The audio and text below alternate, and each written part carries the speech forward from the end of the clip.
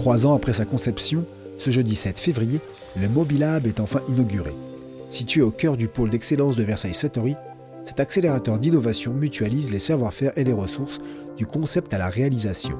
Ce laboratoire accueille sur 4 étages et plus de 7000 m² des entreprises phares du secteur, telles que VDCom, Transdev et Ifstar. Ici, vous avez à la fois des laboratoires très académiques, vous allez aussi jusqu'aux pistes d'essai où on a les voitures, les garages, on met les technologies, on met les capteurs, on met les logiciels dans des objets et on les fait tourner. Et ça, on va vraiment faire toute la boucle de l'innovation jusqu'à l'acceptation, jusqu'au test avec les usagers, avec le grand public.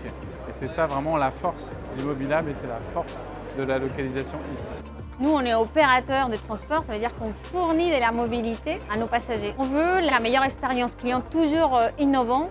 Et donc pour cela, on travaille depuis plus de 2 ans avec VDCom et Ifstar. Donc il était très naturel pour nous de les suivre jusqu'au Mobilab.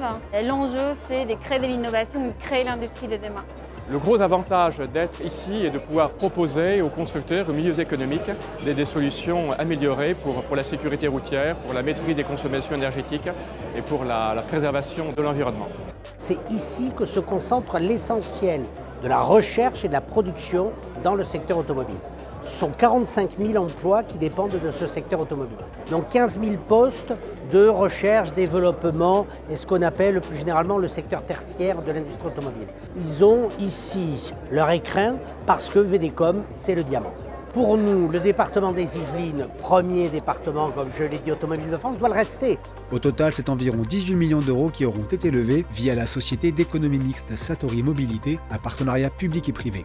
Autour de la table de cette SEM, vous avez donc 2 acteurs publics que sont le département des Yvelines et Versailles Grand Parc, à hauteur de 70%, la Banque des Territoires à hauteur de 15%, pour le restant Arkea, et des acteurs industriels, Renault, Valeo et Lifped.